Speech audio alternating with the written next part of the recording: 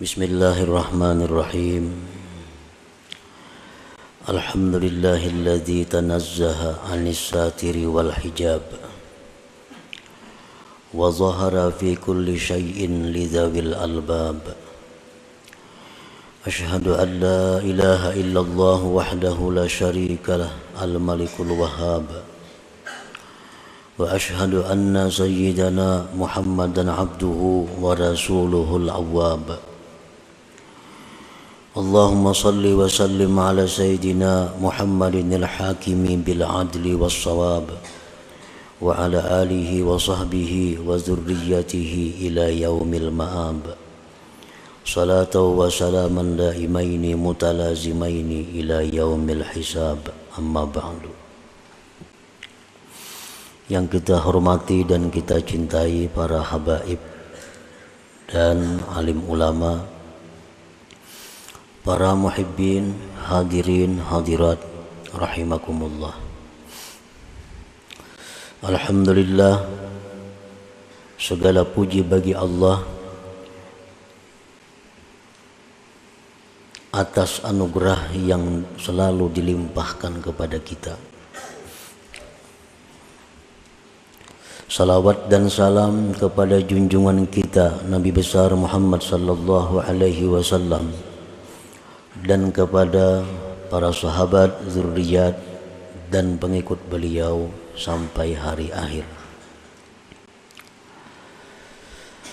Al-hikmatu tsalisatu wassalasun minal hikamil ataiyah. Qala al-imam Ahmad ibnu Athaillah as-Sakandari rahimahullah wa nafa'ana bi ulumi. Hikmah yang ke-33 dari Al-Hikam Al-Ataiyah. Berkata Imam Ahmad bin Athaillah as-Sakandari rahimahullah, al-haqqu laisa bimahjubin anka, innamal mahjubu anta anin nazari ilaih. Idh law hajabahu syai'un lasatarahu ma hajabah, walau kana lahu satirun lakana liwujudihi hasirun, wa kullu hasirin li syai'in fahuwa lahu qahir, wa huwal qahiru fauqa ibadi. Yang artinya hikmah ke-33, bermula Tuhan kita Allah subhanahu wa ta'ala, tidaklah dia terdinding daripada engkau. Hanya saja yang terdinding itu adalah engkau daripada memandang kepadanya. Karena jikalau mendinding akan Allah oleh sesuatu, niscaya menutupi akan Allah oleh sesuatu yang mendinding dia. Jikalau ada bagi Allah sesuatu yang menutupi, niscaya bagi adanya Allah itu ada yang membatasi. Dan tiap-tiap yang membatasi bagi sesuatu, maka yang membatasi itu bagi yang dibatasi menguasai, mengalahkan. Sedangkan Allah maha mengalahkan di atas hamba-hambanya. Para muhibbin rahimakumullah, itulah kurang lebihnya terjemah daripada hikmah yang ke-33. Maksudnya adalah yastahilu bi haqqihi ta'ala al-hijabu fala syai'a yahjubuhu li'annahu akbaru kulli syai' wa azharu kulli syai'. Mustahil artinya tidak diterima akal pada hak Allah Ta'ala itu hijab dinding. maka tidak ada sesuatu yang bisa mendinding Allah. Kadada nangkawa mendinding Allah. Jadi mustahil Allah Ta'ala itu terdinding oleh sesuatu sehingga tidak bisa dilihat dengan mata hati kita. Kenapa Tuhan Allah Subhanahu wa Ta'ala itu tidak bisa didinding, ditutupi oleh sesuatu? Karena Allah itu paling besar sesuatu dan paling nampak sesuatu.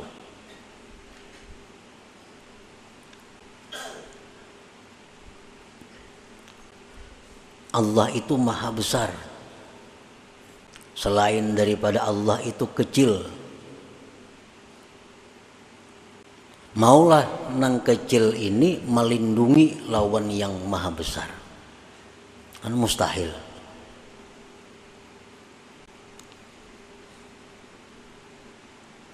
Sesuatu yang nampak, yang jelas, itu kadang akan bisa didinding, ditutupi oleh sesuatu yang samar, yang kada jelas. Wa idza lam tarahu wa huwa akbaru wa azharu min kulli syai' fa syai'un fika yahjubuka an musyahadatihi. Apabila mata hati engkau itu tidak melihat Allah, padahal Allah itu paling besar sesuatu, Allah itu paling nampak dari segala sesuatu. Apabila mata hati kita tidak bisa melihatnya, maka berarti ada sesuatu pada engkau yang mendinding engkau daripada menyaksikan Allah Subhanahu wa Ta'ala. Berarti masalah ini pada kita. Allah Ta'ala itu maha nampak, Allah Ta'ala itu maha besar. Dimanapun kita berpaling, di sana Allah. Tetapi kita kadang melihat. Berarti yang punya masalah ini kita. Kita nambah masalah. Mata kita. Orang samun melihat mau baiknya jurang itu. Kita kadang melihat. Berarti kita nang masalah ini.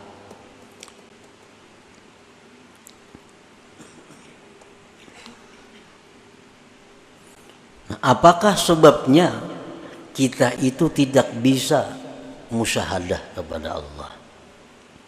Apa sebabnya kita ini kada bisa ingat lawan Allah? Kadang-kadang kita di hadapan Baitullah, ya tuh kada ingat lawan Allah. Padahal yang di hadapan kita ini adalah Baitullah. Amun di pasar kada ingat karena ramainya orang, sibuknya orang. Lalu kita kada ingat lawan Allah. Ini kadang-kadang kita rahatan sembahyang, rahatan membaca kalam Allah Al-Quran, membaca tabarak nih, maghrib, membaca yasin. Kita kada ingat lawan Allah. Ini berarti di dalam diri kita ini ada penyakit, ada sesuatu yang menyebabkan kita kada bisa ingat, kada bisa musyahadah kepada Allah. Wa idza lam tarahu wa huwa akbaru wa azharu min kulli syai' fa syai'un fika yahjubuk an musyahadatihi.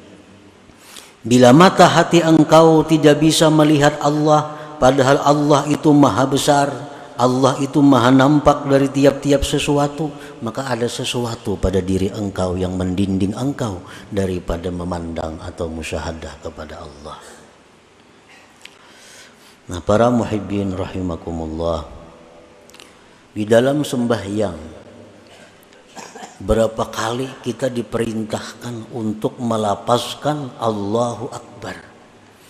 Berapa kali? Mulai nang wajib sampai nang sunat. Nah, tujuannya apa? Tujuannya supaya kita ini ingat bahwa yang maha besar itu Allah. Yang perlu diingat itu adalah Allah. Yang perlu ditakuti itu adalah Allah. Yang perlu diharap itu adalah Allah. Begitu kita hendak berdiri, siap menghadap kiblat, kita disuruh Allahu Akbar. Nah, Allah maha besar. Artinya apa? Supaya mulai kita ucap Allahu Akbar itu nang lain ini hilangan karena halus-halus. Setiap kali kita berhadapan dengan nang besar, ada nang halus-halus, nah halus tuh ada kelihatan lagi. Nah, makanya disuruh Allahu Akbar. Hendak ruku, supaya ruku kita ini bujur-bujur kepada Allah. Jangan sampai di dalam ruku itu ada hati kita selain Allah. Disuruh pulang kita Allahu Akbar, hanya ruku. Nah, jadi ini merupakan peringatan-peringatan tanbihan agar kita selalu memandang, selalu mengingat yang memang berhak untuk diingat. Karena itu yang maha besar, yang maha nampak.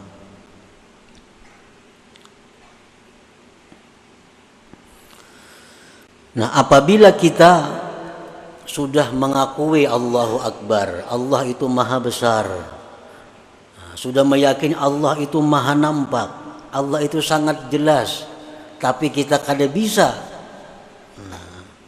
melihatnya, kada bisa mengingatnya, berarti ada penyakit di dalam diri kita yang wajib kita hilangkan penyakit itu, yang wajib kita tinggalkan penyakit itu.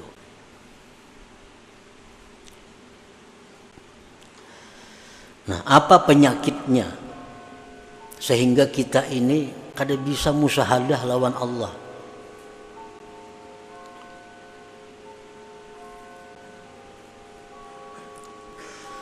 Disebutkan oleh Imam Ahmad Ibnu Athaillah di dalam hikmah yang berikutnya.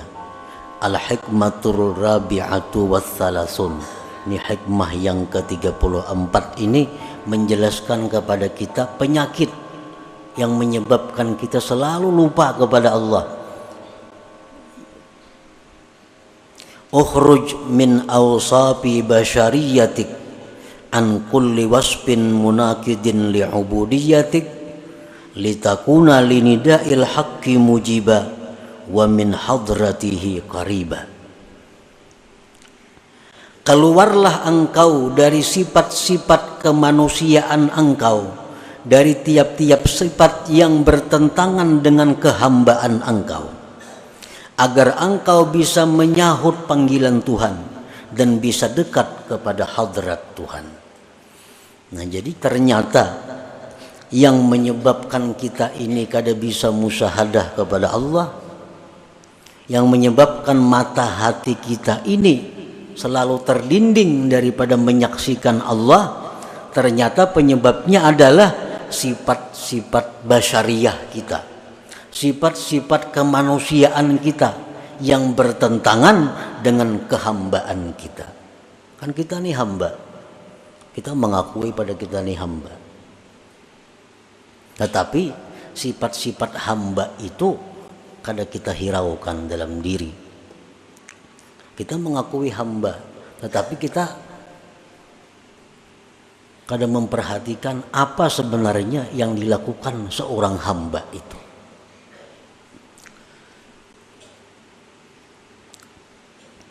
Nah, maksud daripada hikmah yang ke-34 ini adalah khalli qalbak anis sifatil mazmumah al-bahimiyyati was-sabu'iyyati wasyaitaniyati war-rabbaniyah wa halliha bi sifatil ubudiyah yukshaf lakal hijab alladzi fik fatarallaha akbar wa azhara kulli syai.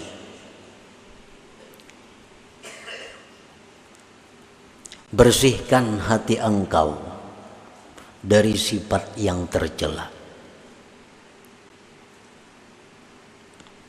baik sifat kebinatangan, sifat kebuasan, sifat syaitan, sifat ketuhanan yang ada dalam hati kita itu mesti dihilangkan. Karena itu yang menghalangi kita daripada musyahadah. Itu yang menyebabkan kita ini lupa kepada Allah. Lupa kepada Allah. Padahal kita berada di tempat yang semestinya Allah sangat jelas. Dan perhiasilah hati itu dengan sifat-sifat kehambaan.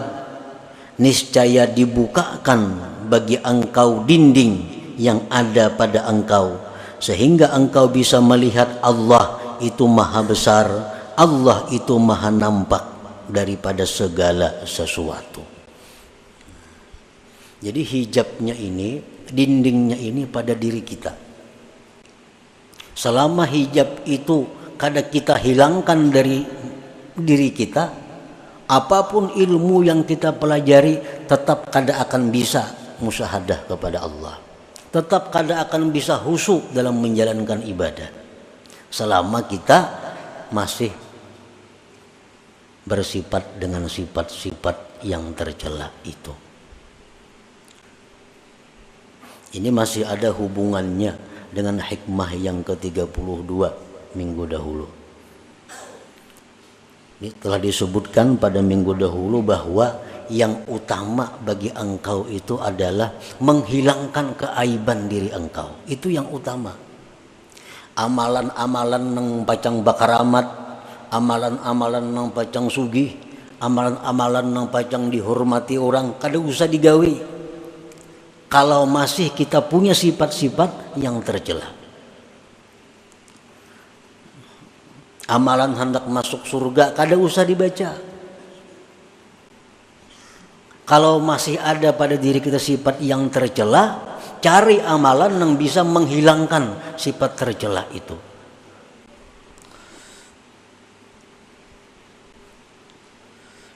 Sifat bahimiyah. Kita lahir ke dunia, seorang manusia ini disertai dengan 4 sifat itu. Sifat kebinatangan, kebuasan, sifat syaitan, dan sifat ketuhanan. Keempat-empatnya ini mesti dibersihkan. Sifat bahimiyah itu macam apa? Kebinatangan itu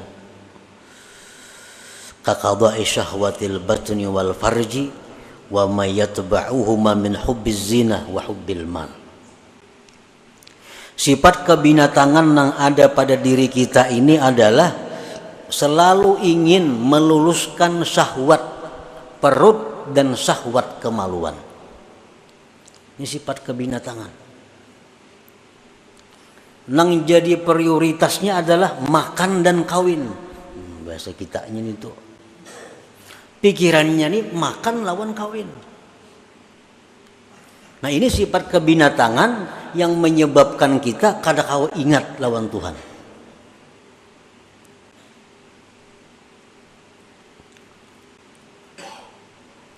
Dan sifat yang mengikuti makan dan kawin. Kenapa namanya ikuti?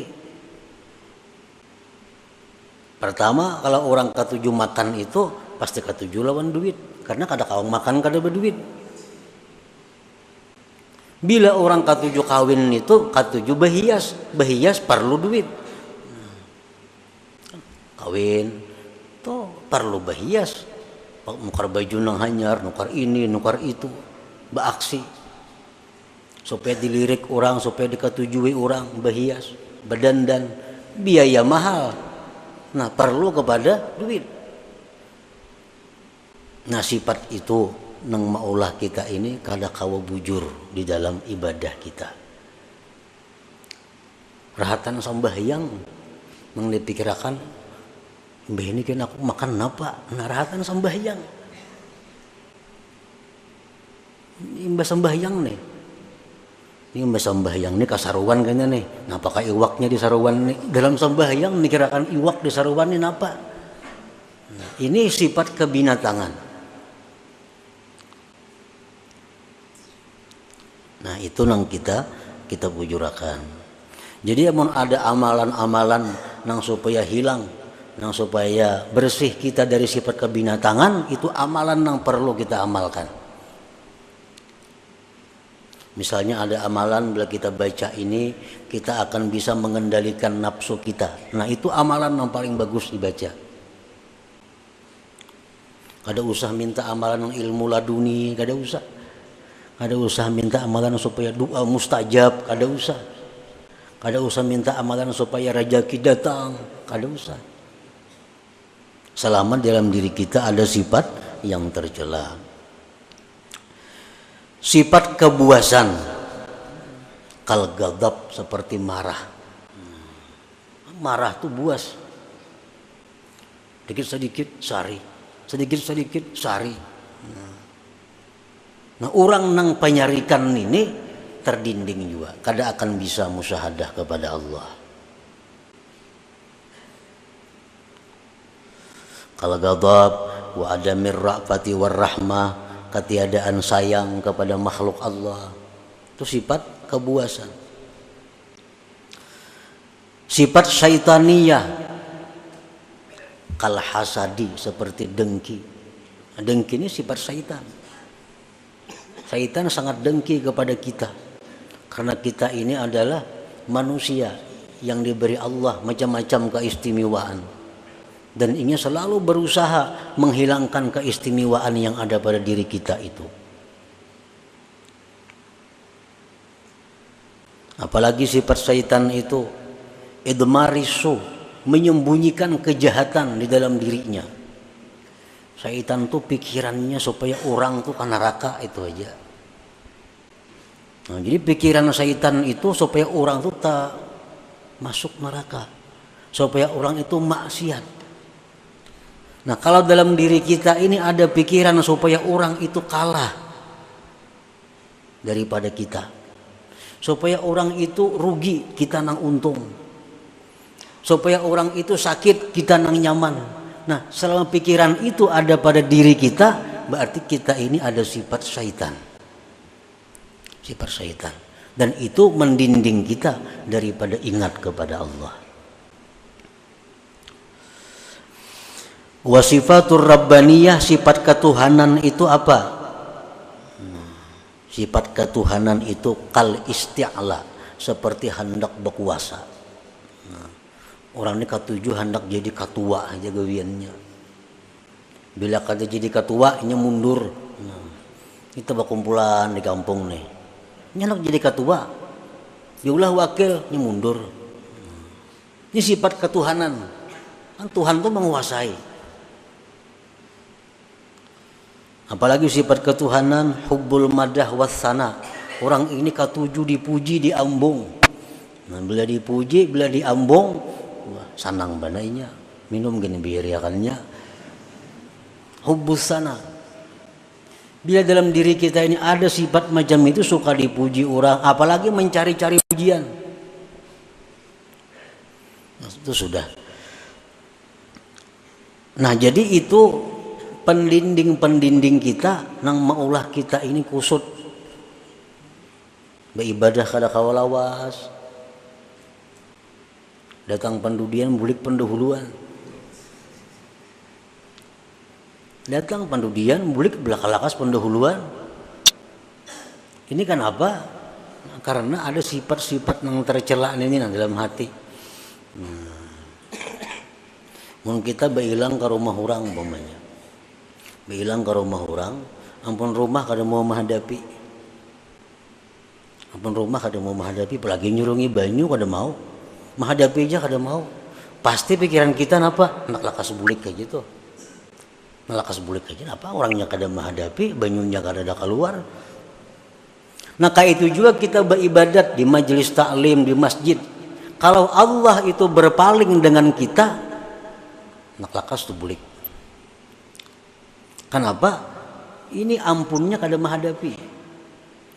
Nah, tapi kalau orang-orang yang dihadapi Allah, apalagi di tempat ibadah itu dijauh oleh Allah, nah, semalaman tahan duduk. Karena orang ini dihadapi Allah, dijauh oleh Allah. artinya bisa menyaksikan mata hatinya kepada Allah Subhanahu wa taala. Dan ini kebanyakan kita. Mengapa aja urusan kebaikan mak lakas tuntung. Bila urusan kebaikan pasti hendak lakas tuntung. Model kada sanggup itu menghadapi. Nah, kenapa? Karena Allah berpaling. Ini kada bisa melihat. Mata hatinya kada kuntak. Nah, karena terdinding oleh sifat-sifat yang kebinatangan yang berkuasa dalam diri kita. Nah, kemudian lagi sifat kehambaan. Nah, sifat kehambaan yang mustinya sifat kita tuh. Pertama, taat. Itu sifat seorang hamba. Mustinya taat kepada Allah, taat kepada hukum. Ini sifat seorang hamba. Apalagi sifat seorang hamba itu tawadhu. Itu sifat hamba, tawadhu. Apalagi sifat hamba ikhlas, berbuat itu untuk tuannya, beramal untuk Allah. Nasihat, ini sifat hamba. Nasihat ini artinya apa? Menghendaki agar kawan ini nyaman, agar kawan ini baik, agar kawan ini selamat. Itu nasihat. Itu sifat seorang hamba. Nah, bila sudah sifat-sifat kebinatangan, kebuasan, syaitan, sifat rabbaniyah itu sudah kita hilangkan dari diri kita dan kita hiasi hati dengan sifat kehambaan kita, maka otomatis sudah kita bisa musyahadah kepada Allah. Musyahadah kepada Allah. Sembahyang kita memandang Allah, ibadah kita membaca Quran memandang Allah. Maka akan kita temukan kenikmatan-kenikmatan ibadah, kelezatan-kelezatan ibadah. Fahina idin tasduqu fi qaulika Allahu Akbar. Nah, maka pada ketika itu engkau menjadi orang yang jujur dalam perkataan engkau Allahu Akbar. Kita ini kada jujur banyak. Kita harus mengakui bahwa kita ini kada jujur. Terutama kepada Allah. Terutama kepada Allah. Kita mengucap Allahu Akbar. Nahap Allahu Akbarnya. Berangkat tangan lagi. Tapi pada praktiknya kita kadang menganggap Allah itu yang besar. Ada usaha kita yang maha besar. Ada duit kita yang maha besar. Jabatan kita yang kita agungkan mati-matian. Ini kada jujur dengan Allah. Dalam sembahyang, inna salati, sembahyang ulun, wa nusuki, ibadah ulun, wa mahyaya, hidup ulun, wa mamati, mati ulun, lillah, bagi Allah Rabbil Alamin. Itu pengakuan dalam sembahyang. Jujurlah kita itu, hidup kita ini untuk Allah. Jujurlah kita mati untuk Allah. Jujurlah kita beribadah untuk Allah. Nah, ini kebanyakan kita kada jujur.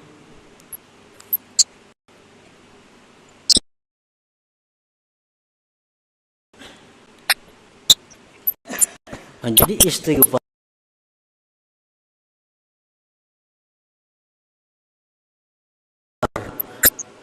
permintaan ampun kita kepada Allah itu yang utama adalah kita minta ampun kepada Allah atas ketidakjujuran kita kepada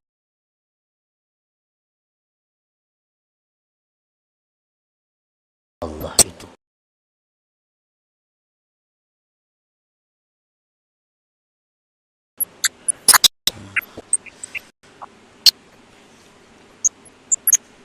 Fahina idin tasduqu qaulika Allahu Akbar, maka pada